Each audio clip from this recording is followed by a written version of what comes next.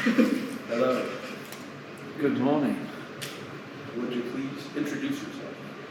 Introduce myself. Well, wow, what to say? I am teacher Andrew, or teacher Hailstone, depending on who you are.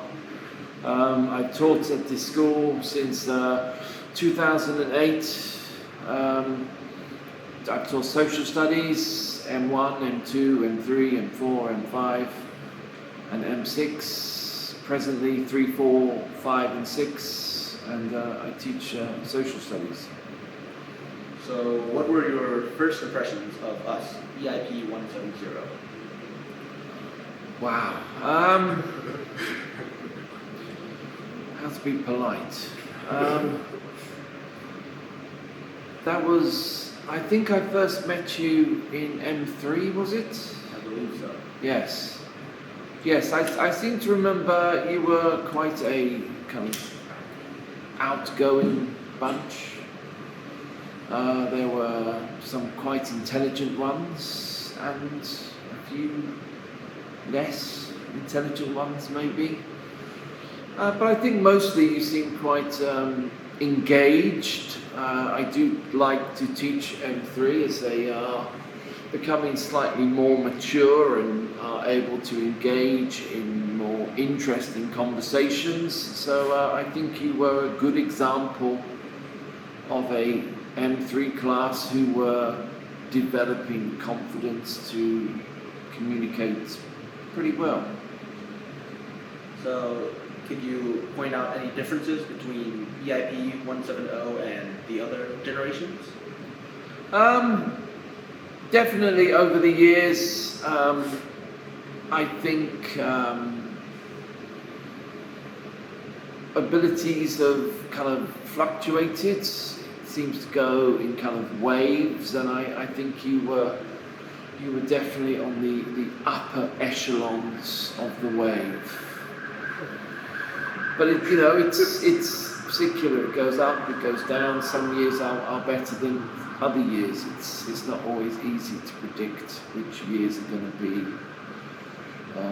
better and which are going to be worse.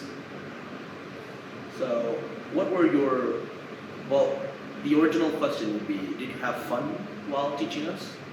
Yeah, I mean, there's good topics, and it's interesting for me to teach everyone, because obviously when you move up to M4 you are kind of divided off into your tracks, and I only teach a specific number of students, so it's nice to have everyone together and get a kind of a full sense of the year group as a whole, rather than kind of a selected group who are doing particular tracks, and I don't always get much opportunity to see many students who do the other track. So yeah, M3's a good year because I get to see everyone.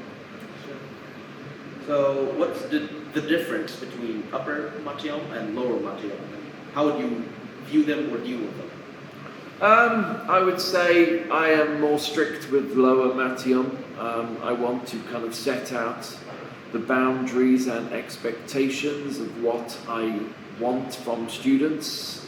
I try to be as clear as possible, that students know where the line is and that they are not to cross it under any circumstance. And once they've learned that, then I think as they get older I can be more relaxed and more mellow, if such a thing is possible. So yeah, we can have more intelligent, more mature discussions as students get older. So it's setting out the ground rules which I will then expect students to follow right through from whatever Matyom they start with me to the end at M6. Could you give us a general life advice? Life advice. Well, many of you might have seen the poster I always have in my room, always ask why. I think that's a good rule to live by. Question everything. Why is something the way it is? Can it be improved? Can it be corrected? Are there other ways of doing something? I think that's a healthy way to view anything. Always try to empathize with somebody else. There is a good reason they are thinking the things they are, and it's helpful for you to understand that. If you can understand somebody, then you are far more able to negotiate, make a relationship with that person, understand them. You may disagree with them 100%, but they think what they think for a reason. And if you can understand it, that's kind of half the battle in making a connection with someone. Do you have any last remarks or? Last remarks.